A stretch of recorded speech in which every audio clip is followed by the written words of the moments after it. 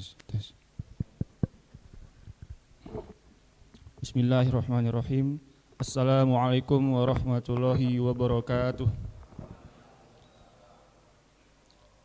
Alhamdulillahirabbil alamin wassalatu wassalamu ala asrofil anbiya'i wal mursalin wa ala alihi wa sahbihi ajmain amma ba'du.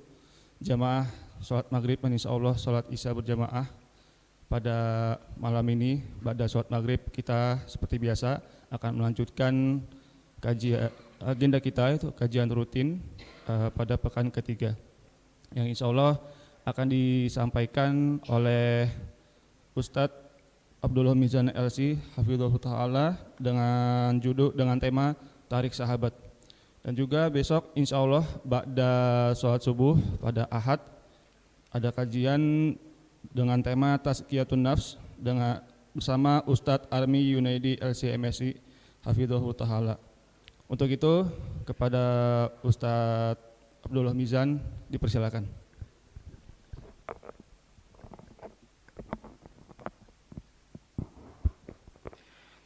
Bismillahirrahmanirrahim. Assalamualaikum warahmatullahi wabarakatuh.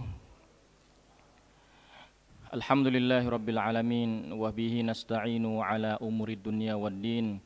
Wassalatu wassalamu ala asyrafil anbiya'i wal mursalin nabiyyina Muhammadin wa ala alihi wa sahbihi wa sallaman tasliman katsira. Amma ba'd. Alhamdulillah Bapak Ibu sekalian, jamaah kajian salat maghrib Masjid Al-Huda yang dirahmati Allah SWT, kembali kita berjumpa ya, melanjutkan pembahasan kita berkaitan tentang kehidupan sahabat, di mana kita sebagai orang beriman ya, umat Islam sangat perlu dan layak ya untuk memiliki sosok figur di dalam agama Islam ini. Selain daripada Nabi kita tercinta Muhammad sallallahu alaihi wasallam, ada orang-orang yang menyertai beliau ya, yang berjuang berjihad di jalan Allah SWT sampai tiba Islam ya, dan kita rasakan nikmatnya saat ini. Bapak Ibu sekalian dirahmati Allah SWT, berkaitan dengan mempelajari kehidupan sahabat ya, setidaknya itu ada dua faedah yang bisa kita ambil. Yang pertama faedahnya diantaranya adalah menjadikan kita itu kecil ya, dan tidak sombong. Karena ternyata ya, orang-orang sebelum kita banyak sekali tokoh-tokoh besar ya, dari sebelumnya yang sudah kita sebutkan seperti Anas bin Malik, kemudian ada Sa'id bin Amir al-Jumahi, terus ada Tufail bin Amr ad-Dawsi, yang mereka punya kekuatan keimanan ya, bahwasanya pengetahuan mereka mungkin tidak banyak tentang ilmu, tentang teknologi ya, tapi tentang ketaatan mereka kepada Allah ya, menunjukkan betapa itu menjadi bekal utama seseorang untuk mengarungi kehidupan dunia, sehingga menjadikan seorang itu tidak akan sombong berbangga diri dengan amalan yang dia miliki. Kemudian faedah yang kedua ya, menjadi motivasi buat kita bahwasanya ada ya sosok manusia hebat ya sebelum kita yang mereka punya sifat-sifat luar biasa, dan mereka punya karakter atau bentuk fisik seperti kita manusia, punya jantung, punya hati, punya organ tubuh ya, yang membedakan mungkin apa yang ada di dalam keimanan. Makanya kan ketika dulu pembahasan tentang istiqomah ya, kenapa Abu Bakar menjadi orang terbaik setelah Nabi ya, bukan karena banyaknya sholat, banyaknya sedekah, banyaknya puasa ataupun amal ibadah yang lainnya, tapi karena apa? Karena apa yang ada di dalam hati. Sehingga di sini yang perlu digarisbawahi berkaitan dengan keimanan kita kepada Allah SWT. Sehingga dua faedah tadi ya, menjadi penyemangat buat kita, bahwasanya dengan kita mempelajari tokoh-tokoh hebat ya, dan umat Islam pun tak kalah penting dan tidak kalah dengan yang lainnya ya, punya orang-orang hebat yang bisa dijadikan figur ataupun teladan buat anak-anak kita ataupun kita dalam kehidupan sehari-hari. Dan kenapa penting juga mempelajari kehidupan sahabat ini? Jazakallah khairan Pak, Masya Allah. Rekomendasi dari Allah SWT di dalam Al-Quran, banyak sekali ayat-ayat yang menjelaskan tentang ya keutamaan sahabat. Surat At-Taubah ayat 100 tentang orang-orang yang masuk Islam di awal-awal, kalangan muhajirin ataupun ansor, dan orang-orang yang mengikuti jejak mereka ya dengan baik. Terus juga di surat Al-Ahzab ayat 23 Allah menyebutkan tentang orang-orang beriman ya, di antara mereka ada laki-laki yang menunaikan, menepati janji mereka dengan Allah SWT. Jadi kehidupan seorang mukmin ya di antara dua kebaikan. Yang pertama, dia menunggu kematian ya dengan berjihad di jalan Allah SWT ya, atau dia tetap hidup dengan ketaatan Allah kepada Allah Subhanahu wa taala. Kemudian disebutkan juga di sini oleh Nabi SAW ketika menjelaskan tentang siapa manusia terbaik ya, khairu ummati qarni, sebaik-baik umatku ya adalah generasiku, tsummal ladzi yalunahum tsummal ladzi yalunahum. Kemudian ya generasi setelahnya. Kemudian perawi di sini namanya Imran bin Husain menyebutkan fala adri adzkuru ba'da qarnihi qarnain aw thalatha. Saya lupa ya, enggak ingat apakah Nabi setelah menyebutkan zaman sahabat itu 2 generasi setelahnya atau 3 generasi setelahnya. Kemudian datang setelahnya umat ya, thumma inna ba'dakum qauman yashhaduna wala yastashhidun. Kemudian datang setelah mereka nanti ya, ada orang-orang yang menjadi saksi padahal enggak diminta. Kemudian wa yakhununa wala yu'tamanun, dan mereka berkhianat, tidak menepati janji atau tidak menjalankan amanah yang diberikan. Wa yanziruna wala yufun, mereka juga melakukan nazar tapi tidak menunaikan. Wa yadhharu fihi mussaman, nampak ya kelihatan tubuh mereka itu posturnya gemuk atau banyak lemaknya. Tapi di sini bukan berarti celaan buat orang-orang yang badannya gemuk ya. Celaan buat orang-orang yang badannya gemuk ketika gemuknya itu ya bukan bawaan. Kan ada orang yang bawaannya itu gemuk, memang dari lahir gemuk. Tapi ada orang itu yang dia gemuk karena sebab apa? Suka makan, suka minum, suka rehat-rehat, nggak mau aktivitas dan seterusnya, yang sebenarnya itu bisa dihindari itu. Nah ini yang celak ya, harusnya kalau orang banyak makan, banyak nutrisi, banyak makanan yang masuk ke dalam tubuhnya, semakin giat aktivitas beribadahnya. Kemudian kata Abdullah bin Mas'ud juga, man kana mustannan ya, barang siapa ingin menjadikan teladan seseorang, fal yastanna biman qadmat, maka jadikanlah teladan orang yang sudah wafat. Fa innal hayy ya la yu'manu minal fitnah, karena orang yang hidup itu tidak lepas dari yang namanya fitnah, masih akan terus diuji. Jadi kita mengambil contoh kepada para sahabat ya karena mereka orang-orang yang sudah mendapatkan rekomendasi langsung dari Nabi sallallahu alaihi wasallam. Jadi sudah lewat ya pembahasan kita tentang bagaimana kehidupan sahabat. Ya kemarin ada masukan judulnya tarikh, sebelumnya ada sirah ya. Ada sedikit perbedaan, kalau tarikh itu berkaitan dengan waktu peristiwa-peristiwa terjadi. Tapi kalau sirah itu berkaitan dengan biografi ya, perjalanan kehidupan seseorang. Kalau tarikh bisa banyak peristiwa, tapi kalau sirah bahasa satu-satu. Makanya ada sirah Nabi. Ya dibahas dari awal kelahiran sampai wafatnya sallallahu alaihi wasallam, perjuangan dakwah dan seterusnya. Maka bisa juga untuk sahabat juga disebutkan sebagai sirah. Makanya ada buku ya terkenal, jilidnya banyak tuh.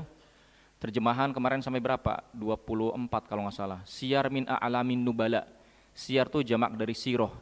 Jadi sirah itu jamaknya siyar, biografi orang-orang hebat. Biografi tokoh-tokoh hebat. Tapi ala kulli hal tidak masalah mau pakai tarikh ataupun sirah atau pakai hayatus sahabah ya, kehidupan sahabat. Makanya ada buku juga karya Abdurrahman ya Ra'fat Basha, namanya Suwar min Hayatis Sahabah, gambaran kehidupan ya sahabat. Nah, insyaallah pada hari ini ya maghrib ini kita akan bahas satu sahabat juga yang ya mungkin banyak orang nggak begitu kenal ya dengan sahabat ini. Kalau Anas bin Malik terkenal, ya Sa'id bin Amir, kemudian kemarin Tufail bin Amr Ad-Dausi, yang sekarang Abdullah bin Hudzafah. Ini ada ucapan dari Umar bin Khattab ya di awal kitabnya, haqqun ala kulli muslim an yuqabbila ra'sa Ibnu Hudzafah. Wajib ya atau layak, pantas bagi setiap muslim untuk mencium kepalanya Ibnu Hudzafah atau Abdullah bin Hudzafah. Ini perkataan Umar bin Khattab. Ucapan ini ada kisah nantinya akan kita sebutkan. Jadi di dalam pembahasan kali ini ada 2 kejadian penting terhadap Abdullah bin Hudzafah. Yang pertama, kisah beliau radhiyallahu anhu dengan Raja Kisra ya Persia, sama yang kedua dengan Raja Romawi. Ya, di mana ya ini penuh arti yang bisa kita ambil hikmah darinya. Yang pertama, kita sebutkan namanya ya, Abdullah bin Hudzafah atau nasabnya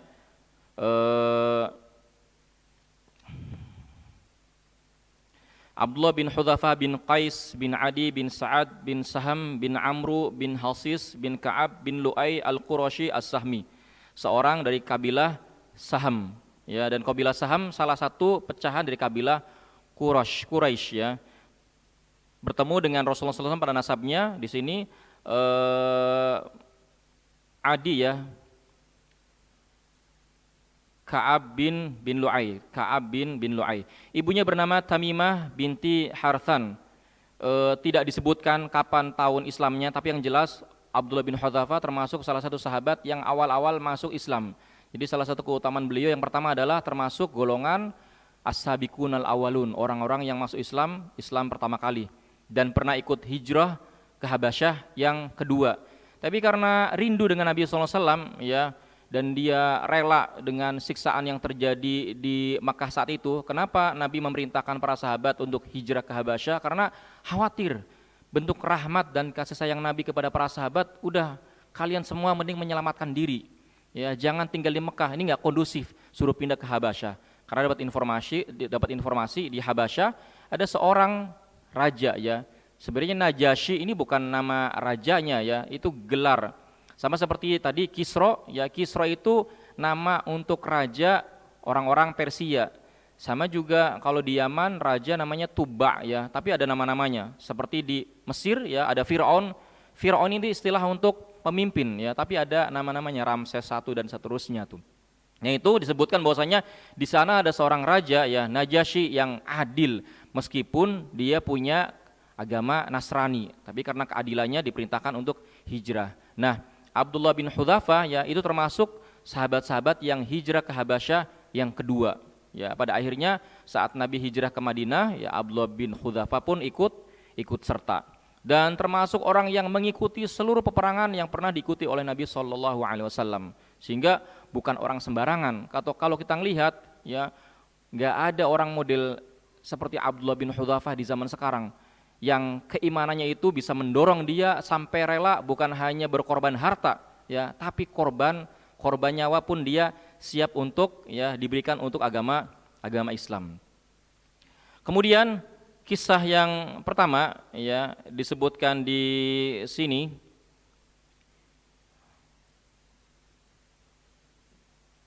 kisahnya dengan Raja Kisra, ya, kisahnya dengan Raja Kisra, di mana suatu ketika Nabi SAW, ya, memerintahkan atau menyampaikan kepada para sahabatnya bahwasanya beliau SAW akan mengutus beberapa orang yang dikirim untuk raja-raja non Arab, ya, dan tentunya karena jarak dari kota Madinah, ya, dengan tempat-tempat Persia ataupun Romawi itu tidak dekat, tidak mudah untuk dijangkau, butuh orang-orang yang kuat, butuh orang-orang yang tangguh, seperti halnya Abdullah bin Hudzafah. Sehingga pada akhirnya, ya, terpilihlah 6 orang untuk diutus oleh Nabi SAW untuk mengajak seruan agama Islam kepada raja-raja non Arab. Salah satunya adalah Abdullah bin Hudzafah. Jadi 6 orang ini disebar, ya, ke berbagai raja-raja yang ada di Persia ataupun yang ada di Romawi. Dan di zaman itu nggak kayak zaman sekarang melakukan perjalanan, ya. Saat saya cek di handphone, ya, dari kota Makkah menuju atau dari Madinah menuju ke Persia, ya, kalau sekarang mungkin Iran, ya, itu sekitar 30 jam kalau naik kendaraan. Ya, bagaimana kalau jalan kaki? Ya, kalau jalan kaki tentu akan lebih jauh lagi. Di samping itu butuh lagi yang namanya kekuatan fisik yang sehat. Jangan-jangan di tengah jalan, ya, terjadi pembegalan, orang jahat dan seterusnya. Dan di zaman itu, ya, yang namanya kejahatan potensi sekali untuk terjadi.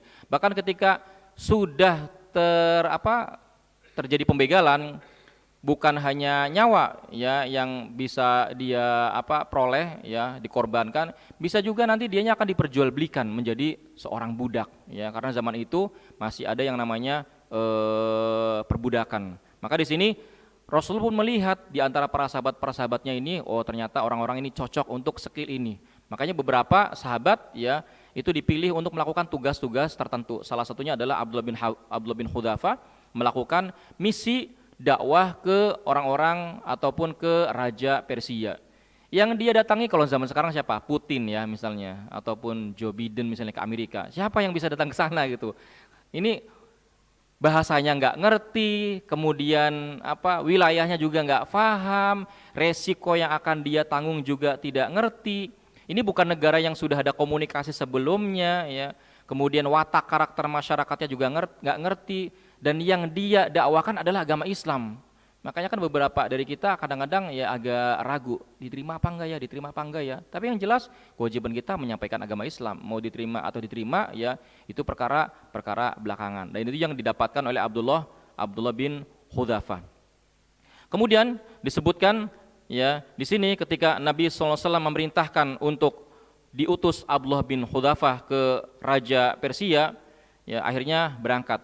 Disebutkan di sini bahwasanya Abdurrahman bin Abdul Qari, ya periwayat menyebutkan, dia menuturkan bahwa pada suatu ketika Rasulullah menyampaikan khutbahnya di atas mimbar setelah memuji Allah Subhanahu wa taala, ya. Kemudian Rasul menyampaikan fa inni uridu an ab'atha ba'dakum ila mulukil a'ajim fala takhtalifu alayya kama ikhtalafat banu Israil ala Isa bin Maryam.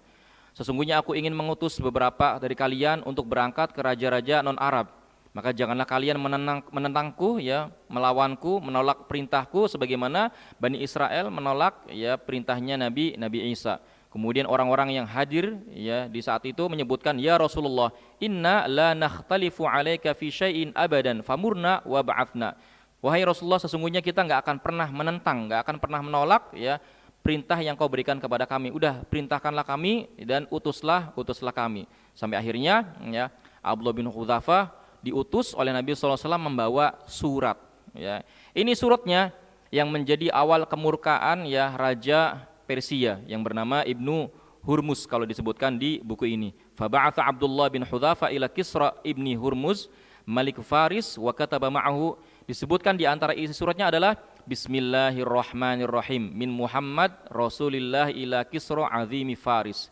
Dengan nama Allah SWT yang maha pengasih lagi maha penyayang, dari Muhammad utusan Allah kepada Kisra, ya pemuka Faris atau pemimpin Faris. Salamun ala manit taba'al huda, keselamatan kepada orang-orang yang mengikuti petunjuk. Wa amana billahi wa rasulihi, dan orang-orang yang beriman kepada Allah dan Rasulnya. Wa syahida alla ilaha illallah wahdahu la syarikalah wa anna Muhammadan abduhu wa rasuluhu, dan juga kepada orang-orang yang bersaksi bahwasanya tidak ada ilah yang berhak diibadahi kecuali Dia semata, dan bahwasanya Nabi Muhammad adalah hambanya dan rasulnya. Wa ad'uka bidu'aillah, sesungguhnya aku mengajak engkau dengan seruan Allah Subhanahu wa taala, yaitu agama Islam.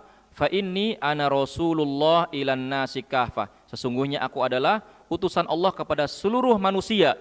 Liunzira man kana hayyan wa yahiqqul qaula 'alal kafirin, dan aku menyeru ya engkau kepada agama Islam sehingga engkau ya mendapatkan ya keselamatan. Sesungguhnya aku mengajakmu berdasarkan surat Allah, ketahuilah bahwasanya aku adalah utusan Allah kepada semua manusia untuk memberi peringatan kepada yang hidup dan menyampaikan kebenaran kepada orang-orang kafir. Kata Rasulullah di dalam suratnya, fa in tuslim taslam wa in abaita fa inna itsmal majusi alaika. Kalau engkau masuk Islam engkau akan selamat, tapi kalau engkau menolak ya sesungguhnya engkau akan menanggung dosa kaummu, yaitu kaum Majusi, karena Persia ya menyembah api ya. Mereka adalah orang-orang Majusi. Hingga akhirnya dibawahlah ya, dan perjalanannya bukan perjalanan yang mudah. Naik bukit, padang pasir dan seterusnya. Yang tadi saya awal disampaikan bahwasanya ini butuh orang-orang yang punya kekuatan, butuh orang yang fisiknya kuat ya, butuh orang yang pemberani. Dan di agama Islam banyak sekali contoh-contoh ya orang-orang yang pemberani. Sampai akhirnya surat tersebut sampai kepada Kisra. Ya. Disebutkan di sini falamma qara'ahu syaqqahu ay qata'a risalatan nabi. Sampai ketika surat tersebut kepada Kisra kemudian dia baca, dia pun marah-marah dan merobek-robek ya surat tersebut seraya berkata. Disebutkan di sini di antara perkataannya wa qala yaktubu ilayya bihadza wa huwa 'abdi. Ini Nabi Muhammad menulis surat dengan redaksi sedemikian rupa padahal dia adalah budakku, dia adalah hambaku ya. Kemudian Kisra menulis surat kepada Badan. Jadi Badan ini gubernur ya yang ada di Yaman, dan dia itu mengabdi kepada Kisra ya, tunduk kepada kerajaan Kisra. Meminta kepada Badan wakilnya yang ada di Yaman supaya apa? Mengutus 2 orang yang kuat yang dipercaya. Ya, thumma kadaba Kisra ila Badan wa huwa naibuhu 'alal Yaman ani ba'ath ila hadzal rajul bil Hijaz rajulaini min indika jildaini falyatiyani. Jadi ngutus 2 orang, minta kepada Zidan Badan supaya apa? 2 orang tersebut bawa nih orang yang ngaku-ngaku sebagai nabi di hadapan Kisra. Ya, sampai akhirnya Badan ngutus 2 orang, disebutkan di sini namanya Qahromana. Ya, satu lagi adalah Khorkhoroh, dia seorang juru tulis. Diutuslah ya 2 orang tersebut ya membawa surat yang ditulis oleh Badan supaya apa? Membawa Nabi Muhammad datang kepada Kisra. Di situ ya Badan memberikan pesan kepada utusannya, kalian berdua pergilah ke negeri orang ini, ajak dia bicara, kemudian sampaikanlah kepadaku informasi mengenai dirinya. Sampai akhirnya 2 utusan ya dari Badan datang ke Taif kemudian menanyakan. Ya, dia enggak datang ke Madinah karena enggak tahu posisinya di mana. Sampai di Taif ternyata ketemu sama orang-orang kafir Quraisy. Ya, kemudian nanya tentang Muhammad. Oh, orang-orang Quraisy senang. Ya, ada yang musuhin Muhammad juga nih, orang-orang ya dari Persia. Langsung dikasih tahu kalau Muhammad ada di Madinah. Sampai akhirnya ya mereka pun menemui Nabi sallallahu alaihi wasallam ya di Madinah. Ketika disebutkan sekarang dia berada di Madinah. Kemudian ya penduduk Taif ataupun yang disebutkan tadi bahwasanya adalah orang-orang kafir Quraisy merasa begitu gembira dengan kedatangan 2 utusan tersebut. Sebagian mereka berkata kepada sebagian yang lainnya, bergembiralah. Kisra sang maharaja memusuhi Rasulullah SAW, maka tidak ada lagi yang kalian repotkan karena ulahnya. Sekarang sudah ditanganin sama Kisra. Ya ketika Kisra sudah murka ya, sudah marah, ya sudahlah. Kita orang-orang kafir Quraisy udah tenang aja. Hingga akhirnya 2 utusan tersebut ya menuju Madinah hingga bertemu dengan Rasulullah SAW. Disebutkan di sini ya bahwasanya orang-orang utusan daripada Badan tadi ya menyebutkan ketika meminta bertemu dengan Nabi SAW, disebutkan di sini ya mereka berdua menyebutkan raja kami atau Rob kami, Tuhan kami yaitu Raja Kisra menulis surat kepada penguasa Badan yang berisi perintah supaya dia mengutus seseorang yang bisa membawa Anda ke hadapannya. Lalu Badan mengutusku untuk membawamu kepadanya, dan apabila Anda bersedia, Badan akan menulis surat kepada Kisra ya. Untuk apa? Untuk diringankan hukumannya. Tapi kalau tidak, ya tentu Anda sudah mengetahui bahwasanya dia adalah seorang raja yang beringas ya, seorang raja yang bengis yang akan membinasakanmu, bukan hanya membinasakanmu wahai Muhammad, tapi bahkan wilayahmu, wargamu ya, rakyatmu pun akan dihancurkan oleh Kisra. Nah, ketika disebutkan di sini ketika Nabi bertemu dengan 2 orang utusan daripada Badan tadi ya, atau orang Persia yang di bawahnya Badan tadi, mendapati mereka ini berpenampilan berbeda dengan penampilan orang-orang Arab pada umumnya. Orang-orang Arab itu pada berjenggot, sedangkan orang utusan Badan ini kumisnya tebal banget, tapi jenggotnya enggak ada. Ya, kemudian disebutkan ya tatkala datang Nabi menyebutkan bahwasanya Nabi enggak suka dengan penampilan mereka berdua. Kemudian mengatakan, "Wailakuma, man amarakuma bihadza?" Celaka kalian, jelek banget kalian. Siapa yang nyuruh kalian kayak gini? Ya mungkin kalau zaman sekarang kumisnya dibuat melilit-melilit ya, jenggotnya tidak ada. Qala amarona rabbuna. Ini kata orangnya yang menyebutkan yang memerintahkan kami adalah Rabbuna, Tuhan kami. Jadi Kisra itu sudah di posisi sebagai Tuhan bagi rakyatnya. Makanya ketika Nabi Muhammad mengajak ya untuk menyembah kepada Allah, ini kurang ajar bagi Kisra. Ya'ni Kisra, yang dimaksud adalah Kisra. Faqala Rasulullah sallallahu alaihi wasallam, "Walakinna rabbi amarani bi ifa'i lihyati wa qas syaribi." Tapi Rabb kami, ya Rabb saya memerintahkan saya untuk memanjangkan jenggot dan memotong ya kumis. Kemudian kata Nabi, "Ya sudah, sekarang kalian berdua ya pulang dulu, besok ketemu lagi dengan saya." Akhirnya mereka berdua ya setelah mendapatkan nasihat. Ini juga pentingnya bagi kita seorang muslim, saat kita mendapati ada kemungkaran sekecil apapun, sebisa mungkin kita ingatkan. Nabi ketika sakit mendapati Abu Bakar celananya atau kainnya melorot ya, kemudian minta diangkat ya, atau mendapati ada sahabat yang masuk ke dalam, ketika nengokin kemudian celananya atau kainnya melorot, kemudian mengingatkan. Kemudian kata Abu Bakar, ya saya melorot karena memang pinggulnya kecil sehingga enggak ada cantolan buat kainnya dan bukan karena kesengajaan. Nabi pun tahu dan memahami. Tapi ini bagian daripada mengingatkan. Makanya kita kadang-kadang kan enggak enak ya, atau khawatir. Kecuali kalau khawatir ya berpotensi ada orang sedang mabuk-mabukan di jalan, kita tegur enggak ada faedahnya, malah membahayakan kita tinggalkan. Tapi selama ada faedahnya, Ya, kita bisa ingatkan orang sesuai dengan kemampuan yang kita miliki. Itu yang dilakukan Nabi ketika melihat orang penampilannya ya seperti itu. Ya siapa tahu dengan hal seperti itu dia berbuat baik, kita mendapatkan ya pahala dari kebaikan seperti itu. Hingga malam harinya ya disebutkan di sini Nabi sallallahu alaihi wasallam mendapatkan wahyu. Ya, mendapatkan wahyu dari Allah SWT bahwasanya disebutkan kerajaan Kisra akan diambil oleh anaknya yang bernama Syairaweh.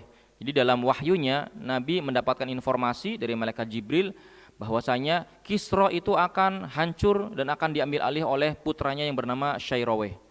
Dia akan membunuh Kisra di bulan sekian, di malam sekian, seterusnya disebutkan secara detail.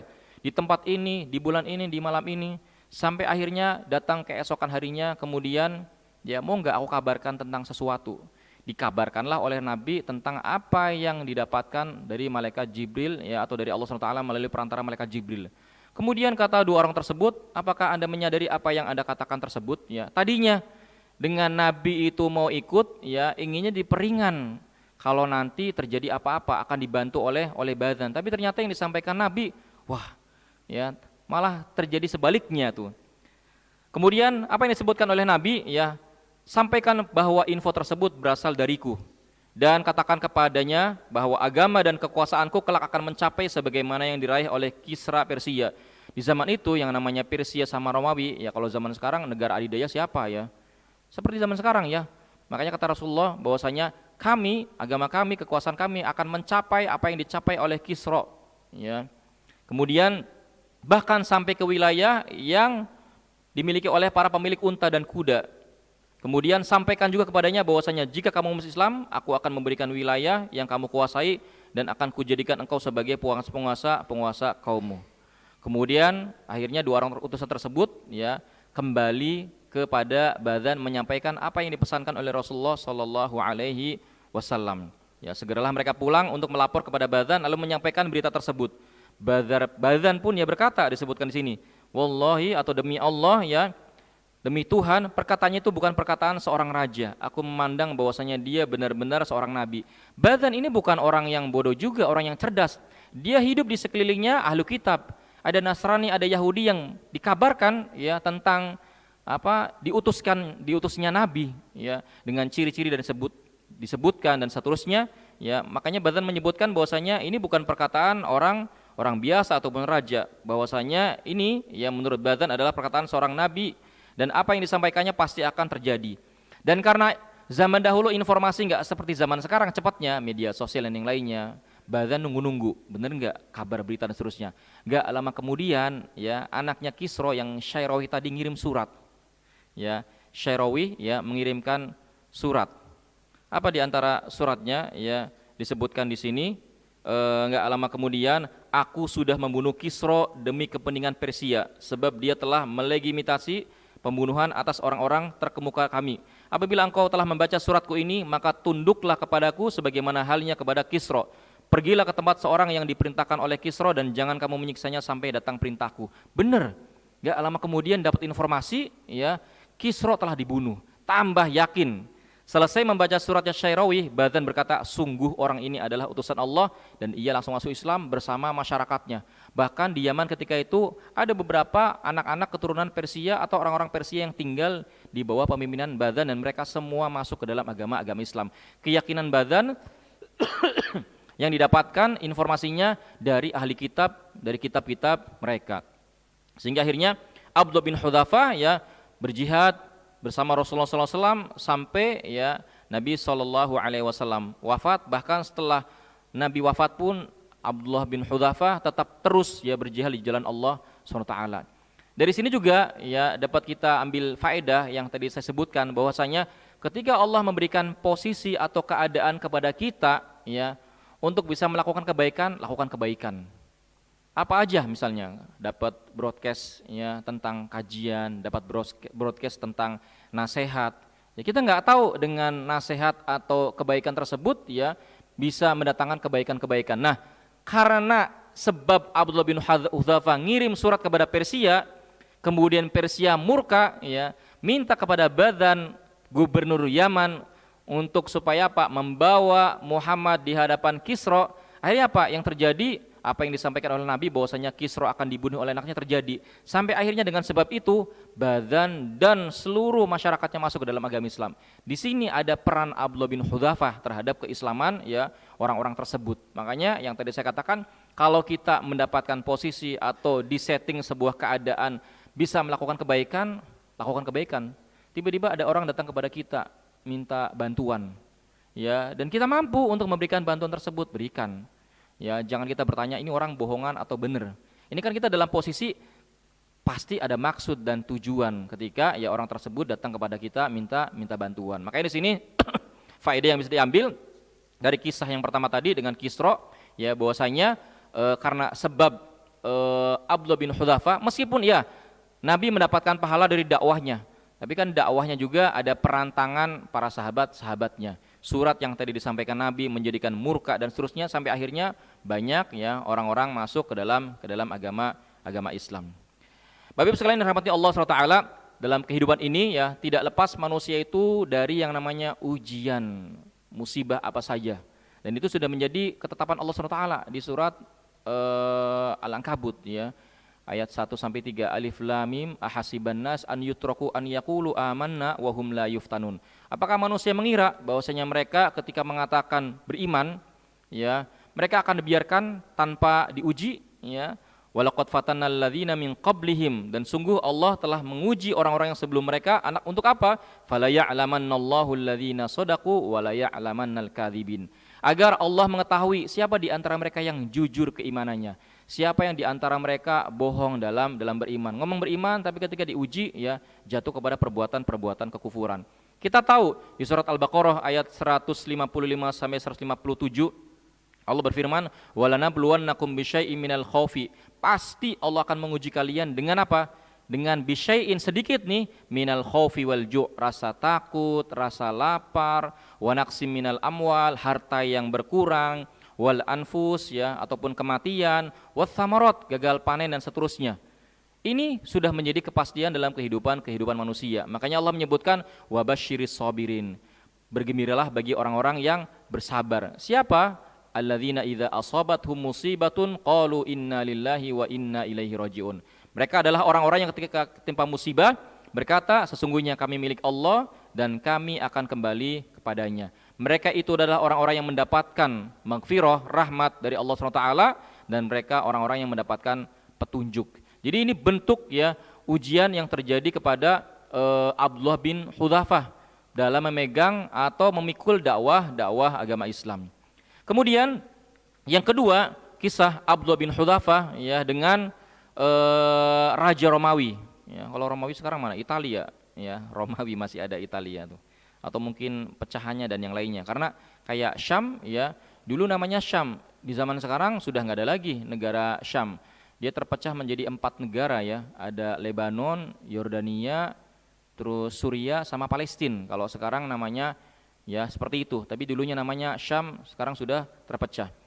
Kisah yang kedua ya, kisah berkaitan tentang Abdullah bin Hudzafah saat tertangkap oleh tentara Romawi. Jadi saat Nabi mengutus pasukan perang untuk menyerang Imperium Romawi, namun dalam penyerangan ini Abdullah bin Hudzafah tertawan bersama sahabat-sahabat yang lainnya.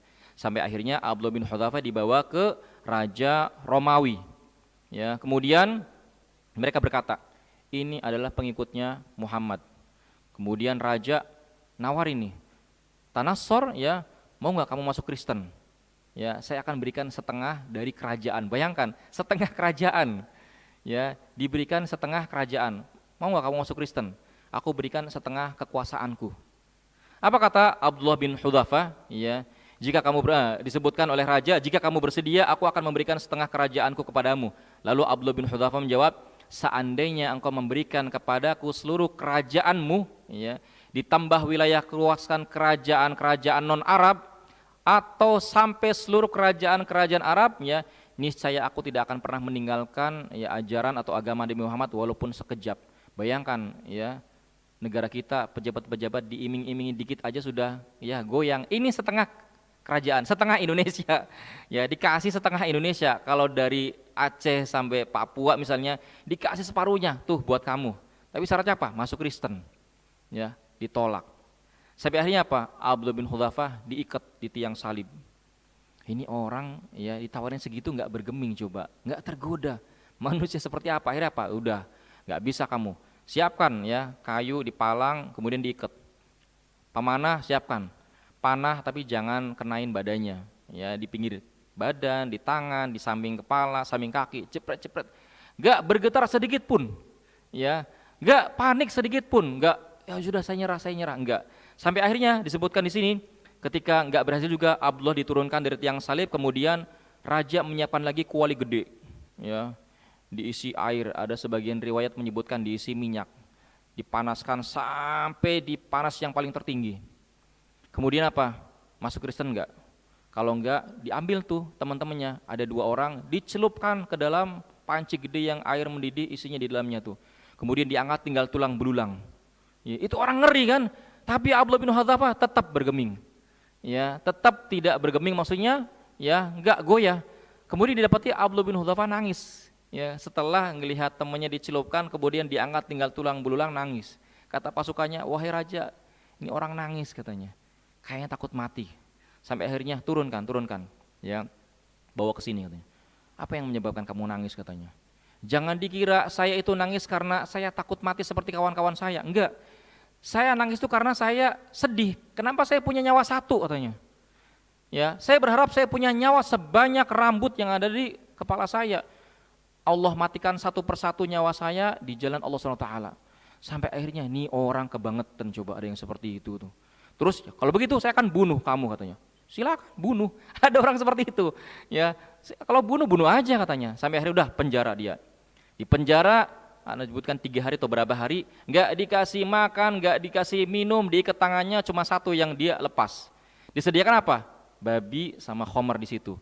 Dimasakan babi, masakan raja yang enak tuh, aroma sedapnya, ya. Dia sudah dalam posisi yang sudah darurat banget. Kalau di dalam agama Islam, udah uzur tuh untuk makan. Tapi Abdullah bin Hudzafah nggak makan, ya. Ketika disebutkan kenapa nggak makan katanya, saya nggak makan katanya. Sebenarnya dalam agama saya boleh dalam keadaan seperti ini. Cuma saya nggak mau ketika saya makan membuat kamu bahagia. Ya, ketika saya makan kamu tertawa, kamu senang. Akhirnya tunduk juga, saya tahan. Sampai akhirnya ketika berapa hari terlihat lemas, ya pasukannya datang, "Raja, kayak ini orang sudah lemas nih. Kalau seandainya ya dibiarkan akan mati. Kamu nggak dapat informasi nanti tentang Muhammad tuh." Sampai akhirnya dikeluarkan. Ini orang bener-bener katanya, ada orang seperti itu tuh. Sampai akhirnya apa? Dikeluarkan. Ya. Kemudian disebutkan setelah dikeluarkan, dipanggil ke raja, "Kalau begitu saya minta satu permintaan." "Apa?"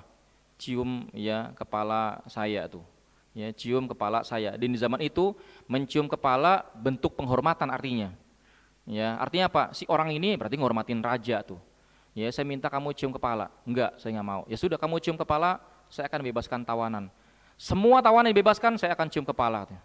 Sampai akhirnya datang mendekat, ya, kemudian ya cium kepalanya, akhirnya dibebaskan bersama sahabat-sahabat yang lainnya.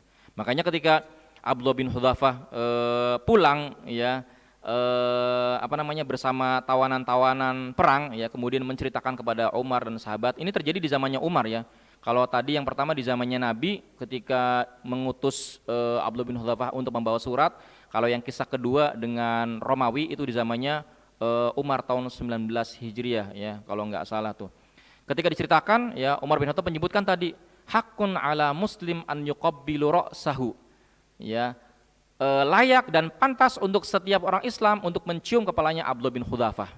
Karena keimanan, karena kekuatan keimanannya sampai bikin orang-orang Romawi, ya, kagum dengan keimanan Abdullah bin Hudzafah. Sampai akhirnya wa ana awaluman, ya, uqabbiluhu, dan aku orang yang pertama kali mencium kepalanya Abdullah bin Hudzafah. Ini ya di antara hal yang bisa kita dapatkan dari kisahnya Abdullah bin Hudzafah. Beberapa riwayat ketika Abdullah bin Hudzafah akan pulang diberikan hadiah oleh raja. Ya, di antaranya disebutkan setelah dibebaskan tawanannya, disebutkan di sini ada 300 tawanan, kemudian memberikan hadiah sebanyak 30.000 dinar. 1 dinar 4,25 gram. 1 gram 2 juta sekarang, ya. Berapa duitnya tuh? Dikasih duit.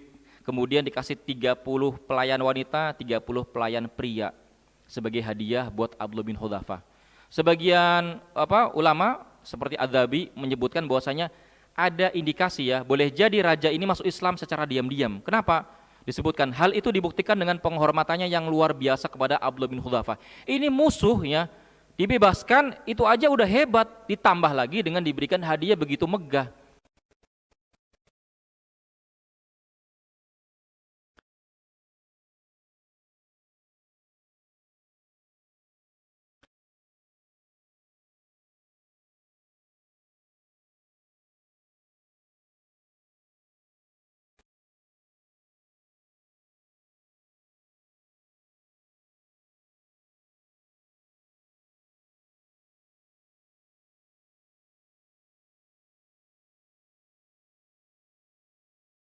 Cari hidup ya dalam peperangan, orang-orang Islam cari mati dalam peperangan.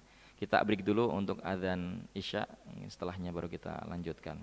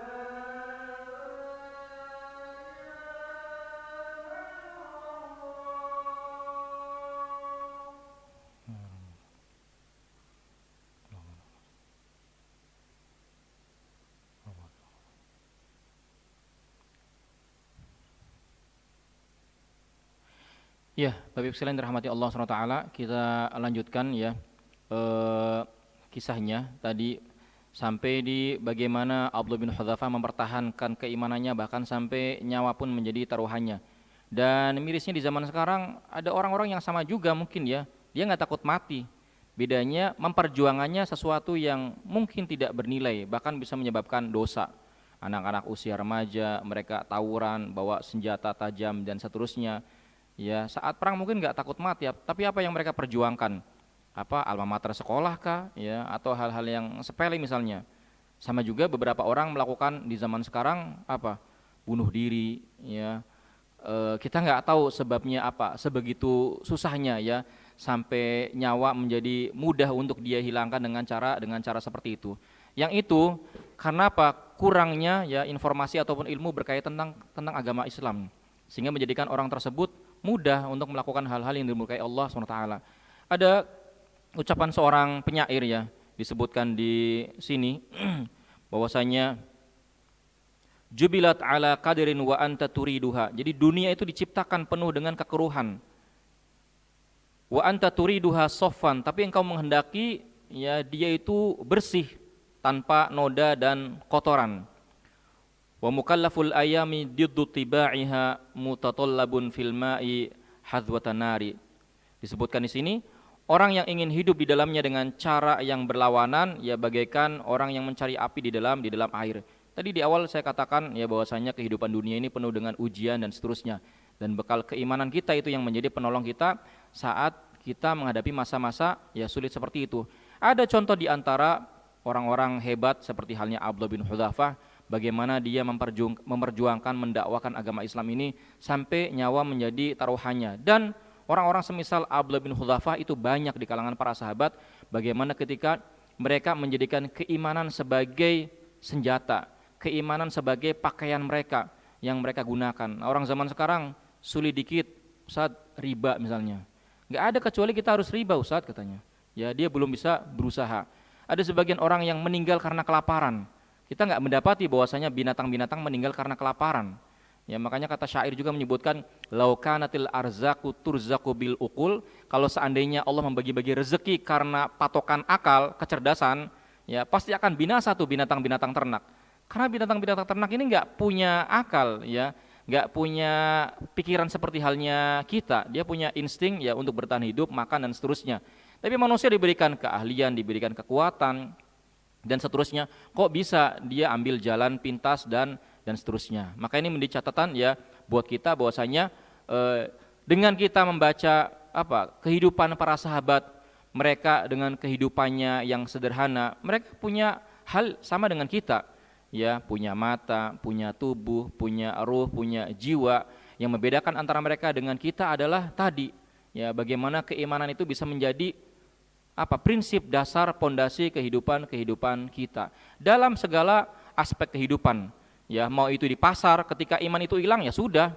Ketika kuliah anak-anak kita pergaulan bebas dan terusnya sudah, ya. Makanya kan orang tua kadang-kadang khawatirnya ketika melepaskan anak-anak dari rumahnya tanpa pantauannya. Ya, selama dia yakin apa yang menjadi kewajibannya telah dia tunaikan, ya setelahnya diserahkan kepada Allah Subhanahu wa taala. Nah, salah satu usahanya adalah tadi mengenalkan figur-figur sahabat yang hebat kepada anak-anak kita supaya mereka punya ya superhero dari kalangan umat Islam. Ya, sekarang kan orang-orang barat berusaha menyuguhkan kepada anak-anak superhero Spider-Man, Batman dan seterusnya. Yang itu ya isinya kerusakan. Mungkin ada kebaikannya menolong sesama, tapi ada bumbu-bumbu kerusakan. Ya, laki-laki perempuan, pergaulan bebas, ya mabuk dan seterusnya yang niatnya ya dia ingin mengambil faedah, yang ada kerusakannya lebih banyak. Makanya cukuplah ya kehidupan sahabat, perjalanan mereka menjadi contoh dalam kehidupan sehari-hari. Seorang ayah ada, seorang anak ada, seorang ibu ada. Ya, sebelumnya kita Anas bin Malik tentang seorang anak. Kemudian ada Sa'id bin Amir al-Jumahi, seorang gubernur. Ada Tufail bin Amir, ya orang yang terpandang kalau di masyarakat mungkin sebagai RT, RW, kepala desa dan seterusnya, yang mereka punya posisi ataupun ya jabatan. Sampai Abdullah bin Hudzafah, ini orang-orang yang memiliki kecerdasan, memiliki kekuatan, yang kekuatannya itu dimanfaatkan atau digunakan untuk hal-hal yang diridhoi Allah SWT. Sehingga harapannya nggak ada di antara kaum muslimin itu melakukan hal-hal yang dimurkai Allah tadi dengan cara menghabisi nyawa karena dia sudah merasa sulit. Memang hidup di dunia sulit ya. Selesainya kapan? Selesainya nanti. Ya, selesainya nanti. Makanya saat kita melaksanakan aktivitas ibadah, sholat misalnya khususnya, nggak ada tuh di depan soft ya. Yang soft pertama 100.000, soft 2 50.000, seterusnya sampai 2.000 misalnya. Kenapa? Itu murah banget ya kalau dihargai dengan 100.000. Ya, surga Allah nggak seperti itu. Ya, makanya karena ini perkara gaib, Allah ingin tahu seberapa jujur. Ada orang-orang yang niatnya untuk dunia, ada orang-orang yang niatnya untuk akhirat. Ya, makanya dilihat kalian beramalnya untuk manusia. Ya, makanya kalau seandainya kira-kira nih sholat di soft pertama 100.000 sampai seterusnya itu ada duit, ya orang-orang akan melakukan aktivitas jual beli nggak ada. Kenapa? Orang-orang sudah punya duit, sudah kaya. Ya, apa yang mau dia perlukan? Nggak usah kerja. Ya, dengan dia melaksanakan sholat dia akan mendapatkan banyak karunia. Kemudian berikutnya sampai di wafatnya disebutkan di sini bahwasanya setelah Abdullah bin Hudzafah menunaikan tugas jihadnya di Syam, kemudian dia melanjutkan ya meneruskan jihadnya ke Mesir bersama gubernur yang bernama Amr bin Al-As, berjuang melakukan kota Mesir ya sampai berhasil menguasai Al-Iskandariyah ya, Alexandria, dan sekarang masih ada di Mesir ya, kota Iskandar yang dulunya menjadi wilayah jajahannya orang-orang Romawi dan dibebaskan oleh Abdullah bin Hudzafah ya bersama pasukannya hingga akhir hayatnya Abdullah bin Hudzafah hidup di Mesir. Ya, disebutkan di sini beliau radhiyallahu anhu meninggal pada masa kekhilafahan Utsman bin Affan. Semoga Allah meridhoi Abdullah bin Hudzafah dan seluruh sahabat, dan kita juga sebagai generasi setelahnya bisa meneladani ya kekuatan keimanan, kecerdasan, kekuatan fisik, kebijaksanaan, keberanian yang positif tentunya dari Abdullah bin Hudzafah. Terakhir, ada beberapa sifat yang dimiliki oleh Abdullah bin Hudzafah. Yang pertama, keutamanya adalah beliau termasuk orang-orang yang awal-awal masuk Islam atau dikenal dengan as-sabiqunal awwalun. Terus yang kedua, Abdullah bin Hudzafah disebut juga sebagai orang yang berhijrah 2 kali, hijrah Habasyah dan juga hijrah ke Madinah. Ketiga, di antara keutamanya adalah Abdullah bin Hudzafah termasuk sahabat yang mengikuti seluruh peperangan bersama Nabi SAW. Yang keempat, di antara keutamanya juga adalah Abdullah bin Hudzafah menjadi utusan Nabi kepada para raja. Yang ini nggak semua orang bisa ya melakukannya. Dia butuh keahlian komunikasi, dia butuh keberanian, dia butuh hal-hal banyak lah di situ. Ya, kemudian yang kelima di antara keutamanya juga adalah menjadi pemimpin perang, menaklukkan ya Iskandariyah yang berada di Mesir. Dan juga Abdullah bin Hudzafah orangnya suka bercanda, orangnya ceria.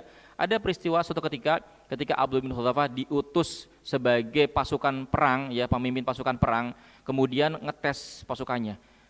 Apakah kalian akan taat kepadaku? Iya, kan kamu pemimpin. Kalau begitu saya minta kalian ceburkan ke api, karena para sahabat lagi bikin api untuk masak atau menghangatkan badan. Sampai akhirnya beberapa sahabat sudah siap-siap nih mau loncat ke api tersebut. Akhirnya Abdullah bin Hudzafah, enggak, jangan lakukan, sesungguhnya aku hanya bercanda. Akhirnya apa? Sahabat lapor ke Nabi. Ya, Abdullah bin Hudzafah ya melakukan seperti itu. Kata Nabi apa? La ta'ata fi ma'siyatillah. Ya, enggak boleh ada ketaatan ketika memerintahkan kepada perbuatan maksiat, bunuh diri, ya, melakukan hal seperti itu termasuk perbuatan kemaksiatan kepada Allah SWT. Sehingga ada kalanya kita juga butuh yang namanya bercanda ya seperlunya. Dan terakhir adalah di antara keutamanya kekuatan ya keimanan. Jadi Abdullah bin Hudzafah menjadi simbol kekuatan keimanan, bagaimana bisa di hadapan kematian beliau tetap tegar, tenang ya dengan membawa ajaran agama Islamnya. Itu mungkin yang bisa dapat kita pelajari ya di pertemuan kali ini. Insya Allah akan kita lanjutkan di pertemuan berikutnya dengan kehidupan sahabat-sahabat yang lainnya. Aqulu qouli hadza subhanakallahumma bihamdika asyhadu an la ilaha illa anta astaghfiruka wa atubu ilaik. Wassalamualaikum warahmatullahi wabarakatuh.